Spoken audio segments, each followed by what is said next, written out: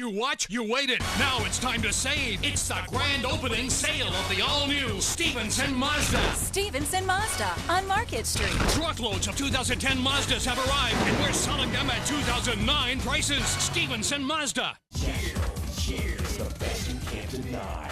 INFINITY.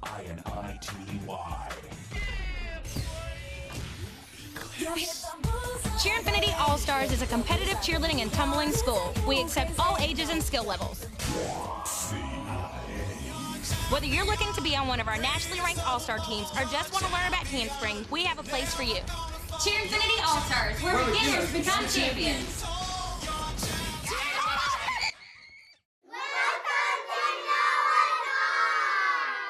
Noah's Ark Children's Center at Masonboro Baptist Church offers families an alternative choice for kindergarten.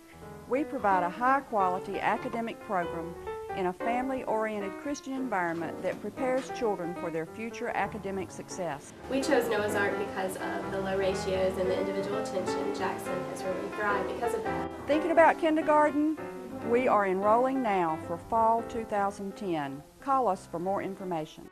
During the grand opening sale at Stevenson Mazda, buy 2010 Mazda CX-7s for $21,990. New Mazda 3s for $179 a month. And every Mazda comes with our lifetime warranty. Stevenson Mazda on Market Street.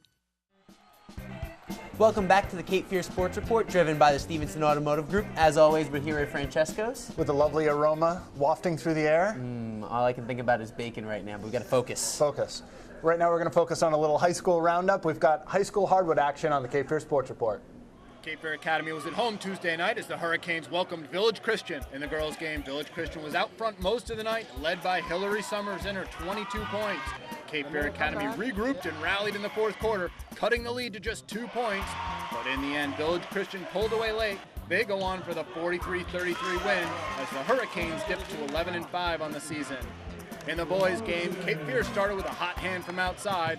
Lucas Giesler buries a three from the corner, but the hottest hand of all belonged to Zeke Siegler. He hit not one three-pointer, not two three-pointers. Siegler was a perfect 5 for 5 on the night from behind the arc, finishing with 20 points. Cape Fear rolled. They win 73-55. CFA has now won 5 of the last 6 games and are now 9-6 overall. Up College Road, there was a battle of New Hanover County teams as Coastal Christian visited Wilmington Christian. The visitors came out on a mission. Miles Butler gets the ball down low and finishes for Coastal. Dylan Smith kept things going, hitting the baseline floater as Coastal opened up a 12-3 lead early in the first quarter. But Wilmington Christian would respond. WCA made a surge and took over the lead late in the second quarter. Despite losing that lead, Coastal hung tough. The game was close right until the end, but Graham Pyatt's 19 points were too much. Wilmington Christian winds up posting a 54-50 win, taking the inter-county class. The Ashley girls came in with a perfect 3-0 record in Mid-Eastern play, but they were taking on the defending conference champs, and Mackenzie Edwards wasn't about to let the ship go down for the Lady Vikes. But Ashley was primed and ready to play. Jasmine Kelly scores for the Eagles. They opened up a 15-point lead in the second half. Edwards' three-point play cut the lead to 8. The Vikes stayed on the comeback trail, getting the deficit down to 2 points, but Ashley finished strong, winning 57-52 as they improved to 4-0 in the league and 13-3 overall, while Hoggard is now 9-7.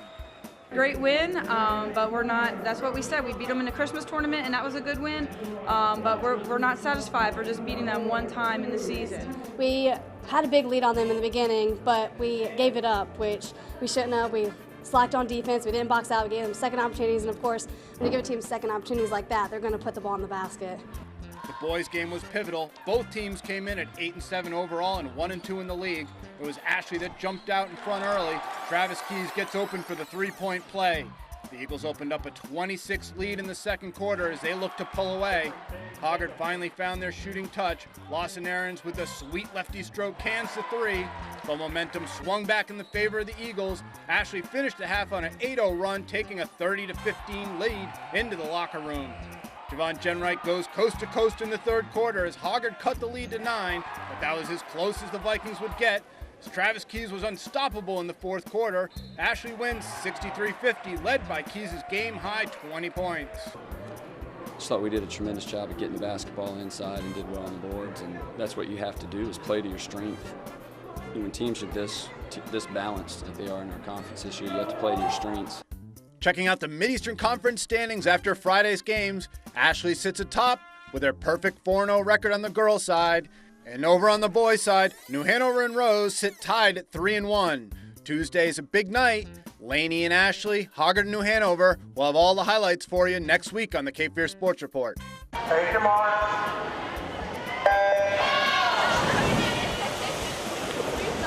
Saturday was the final tune-up for the local high school swimmers as they get ready for conference championships. They took back to the UNCW Natatorium on Saturday. Hoggard again was a team to beat. The girls edged New Hanover 86-82 with New Bern third, Ashley fourth, and Laney fifth. On the boys' side, Hoggard ran away with the event. Laney took second, New Bern third, Ashley fourth, and New Hanover fifth.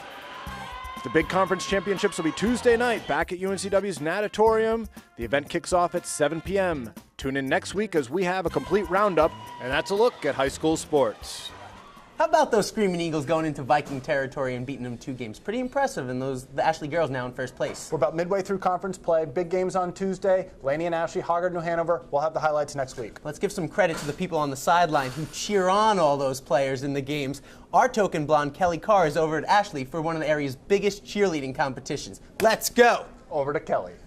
Maybe I am the token blonde, but that doesn't mean I was ever a cheerleader. I went to Ashley High School for the Port City Challenge to realize that cheerleading is more than just pom-poms and pigtails. They have to have the ability to put the girls up into the air, to toss them, to catch them safely.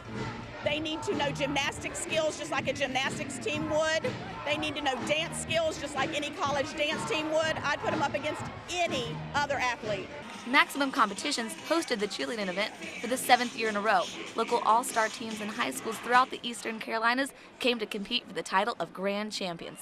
So, what does it take to win the trophies? They look for, first of all, skills, their ability to perform the skills in their level. They look for choreography. There is some entertainment value, but mostly they're looking for the skills, the cheerleading skills, the motions, the jumps, the tumbling, the gymnastics.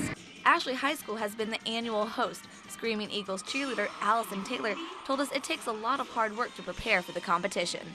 The endurance, like getting through a whole routine, like the 3-minute, 30-second routine, like it takes a lot of endurance to do the stunts and the tumbling and everything.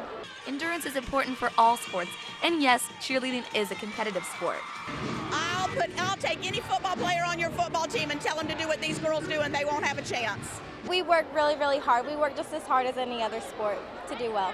That's a wrap here from the competition. If you want to check out pictures, go to googlepicasa.com/Cape Fear Sports Report. I'm Kelly Carr. Yeah! Back to you guys. Good job, Kelly! Plenty more to come on the Cape Fear Sports Report. Later on, Jim Dalkey sits down with UNCW forward John Fields. But next, we'll be joined by Hoggard head coach Scott Braswell, who talks NFL football with us as we get ready for the divisional games. You're watching the Cape Fear Sports Report, driven by the Stevenson Automotive Group.